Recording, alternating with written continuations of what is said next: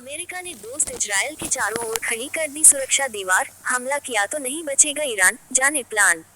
Israel और America के बीच सैन्य सहयोग ने पिछले 4 सहयोग में एक नया दौर देखा है।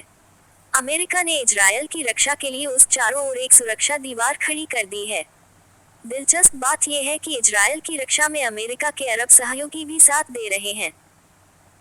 4 साल पहले सितंबर 2020 में इजरायल ने अब्राहम समझौते पर हस्ताक्षर किए थे, जिसके फायदा उसे अब क्षेत्रीय तनाव के दौरान मिल रहा है। इस समझौते ने इजरायल की सुरक्षा की जिम्मेदारी यूरोपीय कमान से सीधे अमेरिकी सेंट्रल कमान के पास पहुंच गई। इसके साथ ही इजरायली सेना मध्य पूर्व में पश्चिम समर्थक सैन्य गठबंधन में एक सक्रिय भागीदार बन गई। औपचारिक न होने के बावजूद ये गठबंधन नाटो से कहीं ज्यादा महत्वपूर्ण है। इसने इजरायल के चारों तरफ सुरक्षा की ऐसी दीवार खड़ी कर दी है, जिसकी पहली झलक दुनिया ने 13-14 अप्रैल की रात को देखी, जब ईरान और उसके सहयोगियों ने सैकड़ों मिसाइल और ड्रोन से हमला बोल दिया। अमेरिकी सेंट्रल कमांड और मध्य पूर्व में सुन्नी अरब देशों के सहयोग से इजरायल ने यह हमला पूरी तरह विफल कर दिया। अरब देशों के साथ इजरायल का सहयोग। अमेरिकी सेंट्रल कमांड के साथ संबंधों ने इजरायल को पिछले दरवाजे से प्रवेश कर दिया।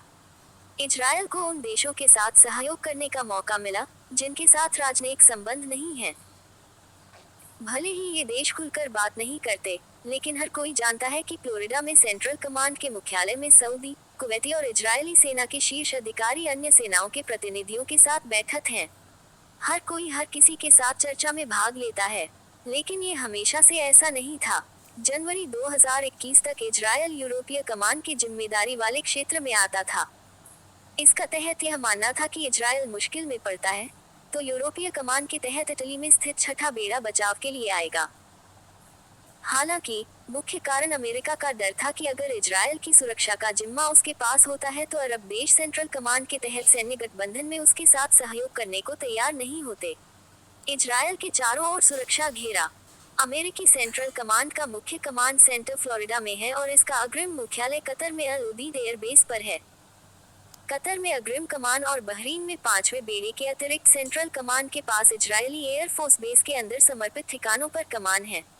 इसके साथ ही इजरायल की रक्षा के लिए अमेरिका ने बड़ी तैनाती की है। यूएसएस थियोडोर रूजवेल्ट विमान वाहक टास्क फोर्स होर्मुज जल्द मरुमध्य से सटे ओमान की खाड़ी में सेल कर रहा है। इसके डेक पर दर्जनों लड़ाकू जेट मौजूद हैं।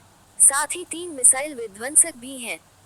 मिसाइल हमले को नाकाम करने के लिए डिजाइन किए गए 2 विध्वंसक लाल सागर में तैनात हैं, तो मिसाइल विध्वंसक जॉन एस मैकनेन फारस की खाड़ी में मौजूद है। पूर्वी भूमध्य सागर में एक मिसाइल विध्वंसक छठा बेड़ा एजेस और SM-3 मिसाइलों से लैस है। इसे ईरान से हमला की जाने वाली बैलिस्टिक मिसाइलों को रोकने में इजरायल की सहायता के लिए डिजाइन किया गया है। पूर्वी भूमध्य सागर में एक मिसाइल निर्देशित पनडुब्बी USS जॉर्जिया मौजूद है। शीत युद्ध के दौरान इसे बैलिस्टिक परमाणु मिसाइलों से सुसज्जित किया गया था। वर्तमान में उसके पास 1600 किलोमीटर की रेंज वाली 174 नवीनतम क्रूज मिसाइलें हैं, जो ईरान के अंदर बड़ी संख्या में संवेदनशील और रणनीतिक लक्ष्यों को सटीकता से मार गिराने में सक्षम है। USS Abraham Lincoln task force Hind महासागर से फारस की खाड़ी की ओर जा रही है। इसके कुछ ही दिनों में पहुंचने की उम्मीद है। USS अब्राहम लिंकन पर F-35C स्टील्थ फाइटर कार्रवाई के लिए तैयार हैं। इन सब के अलावा एक बल साइप्रस पहुंच चुका है, जो 3 लैंडिंग जहाजों, एक मिनी हेलीकॉप्टर वाहक और मरीन फाइटर जेट से लैस है। उनका काम एक व्यापक क्षेत्रीय युद्ध की स्थिति में अमेरिकी नागरिकों को निकालना है। निकासी क्षेत्र को सुरक्षित करने के लिए उन पर कुछ हजार मरीन तैनात हैं। इस तैनाती का संदेश साफ है, अगर इजरायल पर ईरानी हमले के बाद एक व्यापक युद्ध छिड़ जाता है तो अमेरिका अपने सहयोगियों की रक्षा करने से संतुष्ट नहीं होगा, बल्कि इजरायल के साथ ईरान और उसके सहयोगियों